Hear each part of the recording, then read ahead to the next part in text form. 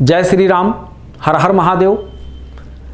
जैसा कि आज हम बात करने वाले हैं, कई बार आप लोगों ने देखा होगा, सुना होगा कि कुछ ग्रह ऐसे बैठे होते हैं कुंडली में हमारे, जो संतान प्राप्ति में बहुत विलंब करते हैं, जो संतान प्राप्ति में बहुत विलंब कर देते हैं और बहुत देर में संतान पैदा होता है। जैसे मंगल को ही ले लीजिए, विलंब कर देता है। शनि को ले लीजिए। ये सब क्या है कि ये ग्रह जो होते हैं ये संतत प्राप्ति में बहुत विलंब करते हैं। और जब भी किसी की नई नवेली शादी होती है, 2-3 साल बीत जाने के बाद वो क्या करते हैं, 2 जगहों पर अक्सर चक्कर काटने लगते हैं। एक डॉक्टर के पास और दूसरा कहाँ, तांत्रिकों के पास, ओझा गुनिया सोखाओं के पास।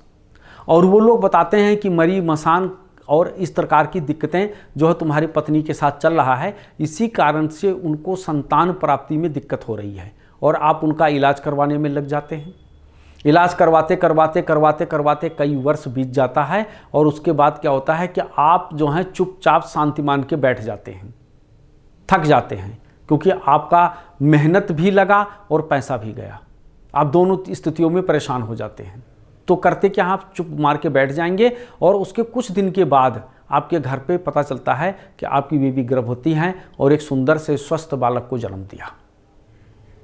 ये क्या है? ये उस ग्रहों का कारण है जो लेट में संतत प्राप्ति का योग बना देते हैं।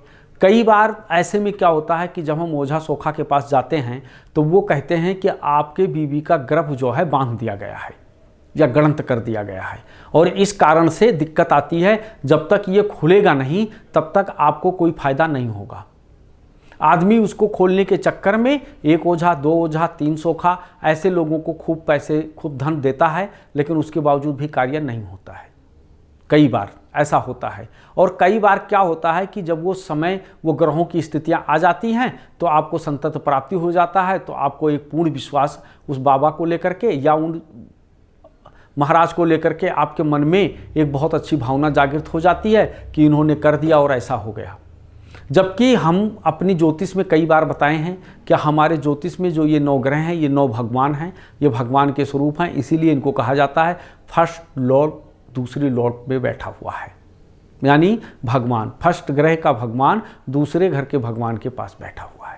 ठीक है, इस तरीके का हम लोग कहते हैं। सब प्रथम क्या है कि आपको जब भी इस प्रकार की समस्याएं आती हैं तो सबसे पहले आप कुंडली चेक करिए। अगर कुंडली में ये योग है कि केतु और शनि का अगर योग बन गया है, कहाँ, अष्टम भाव में, 12वें भाव में, तो आप समझ लेना कि ये पीड़ा का कारक है और ये पीड़ा देगा। क्यों देगा? क्योंकि अष्टम भाव भी दुख का है और 12वां भाव जो है वो क्या है, वो हॉस्पिटल का है।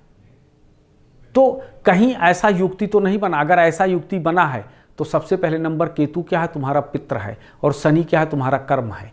कहीं ना कहीं तुम्हारे कर्मों में ऐसा खोट हो गया है कि आपका पित्र आपसे नाराज है। तो सबसे पहले किसी भूत की पूजा करने से पहले, किसी ओझा सोखा के पास जाने से पहले आप अपने पितरों से हाथ जोड़कर माफ़ी मांगें और उनकी पूजा शुरू कर दें। उससे क्या होगा कि आपको नया नवीन ऊर्जा मिलेगा और आपके बिगड़े हुए कार्य सिद्ध हो जाएंगे। ऐसे तमाम सारी जानकारी के लिए आप हमको देखते रहिए, फॉलो करते रहिए। हम बहुत सारी जानकारी आप लोगों को देंगे। जय श्री राम, हर हर महादेव, ओम नमः शिवाय।